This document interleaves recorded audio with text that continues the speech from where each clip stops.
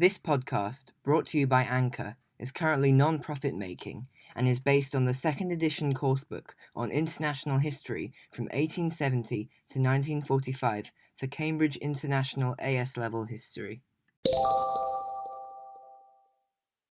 Welcome to another episode of my podcast.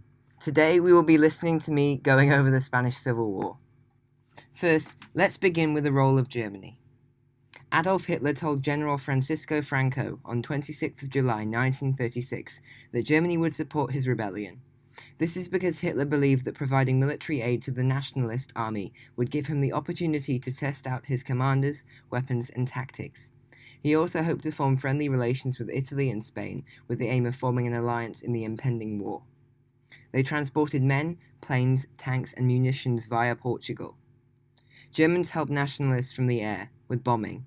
This was done mainly by the Condor Legion, which Hitler gave permission for the formation of. The Legion, under the command of General Hugo Sperl, was an autonomous unit responsible only to Franco that consisted of 600 planes.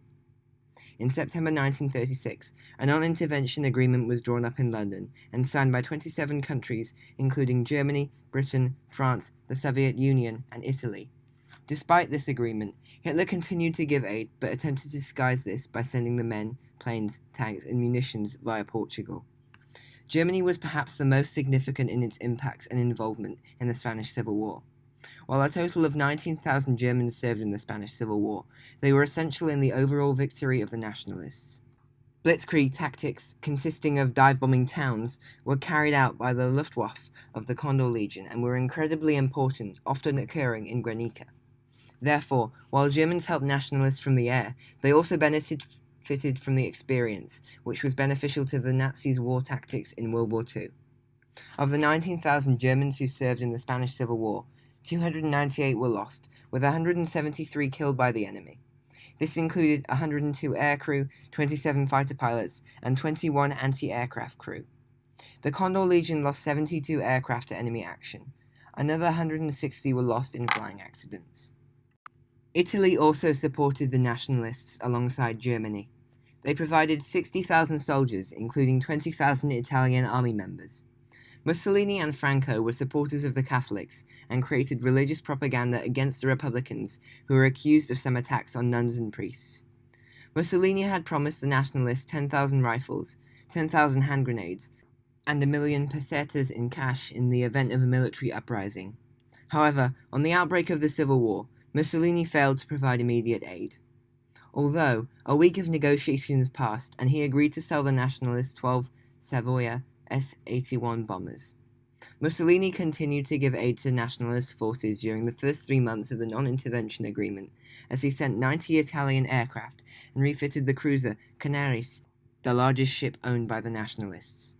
On the 28th of November, the Italian government signed a secret treaty with the Spanish nationalists.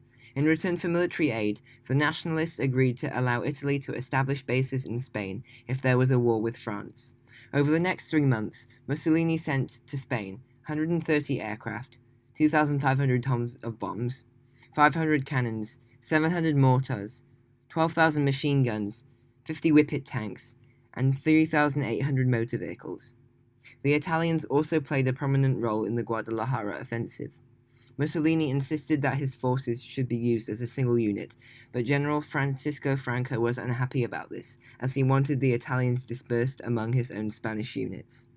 However, there was an impact of this demand from Mussolini.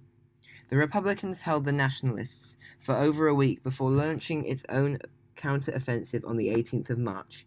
Using its best troops, including the international brigades, the Republicans were able to force the Italians to retreat.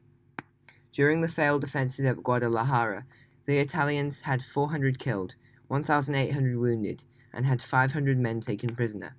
The Italians also lost significant quantities of arms and supplies, including 25 artillery pieces, 10 mortars, 85 machine guns, and 67 trucks. General Francisco Franco blamed the Italians for the nationalist defeat and banned them from operating again as an independent unit from Spain. He insisted that in the future, the Italians would have to operate in larger units made up primarily of Spanish troops and commanded by Spanish generals. In August 1937, Italian submarines began torpedoing ships heading for Republican ports. The governments of Britain and France both made protest at this action, and the following month, Benito Mussolini brought an end to these attacks on shipping. During the Spanish Civil War, Italy had 80,000 men, of whom almost 6,000 belonged to the Italian Air Force, 45,000 to the army, and 29,000 to the fascist militia. Italy also supplied 1,800 cannons, 1,400 mortars, 3,400 machine guns, 6,800 motor vehicles, 157 tanks, 213 bombers, 44 assault planes, and 414 fighters. The USSR also played a large role in support of the Republicans. Stalin supported the idea of the non-intervention agreement, but was now willing to supply the necessary military aid to stop a fascist regime being established in Spain. He encouraged the Comintern to organize the formation of international brigades and sent Alexander Orlov of the NKVD, People's Commissariat for Internal Affairs, to advise the Popular Front government. Orlov supervised a large-scale guerrilla operation behind nationalist lines, later claiming that around 14,000 people had been trained for this work by 1938. The Soviet Union provided considerable help to the Spanish Communist Party to improve its position in the Popular Front government. All in all, the Soviet Union were the main suppliers of military aid to the Republican Army. This included 1,000 aircraft, 900 tanks, 1,500 artillery pieces, 300 armored cars, 15,000 machine guns, 30,000 automatic firearms, 30,000 mortars, 500,000 rifles, and 30,000 tons of ammunition. The Soviets expected the Republicans to pay for these military supplies in gold. On the outbreak of the war, Spain had the world's fourth largest reserves of gold. During the war, approximately 500 million, or two-thirds of Spain's gold reserves, were shipped to the Soviet Union. Unfortunately for the Republicans, they lost the war. This is the end of the podcast. Thank you for listening.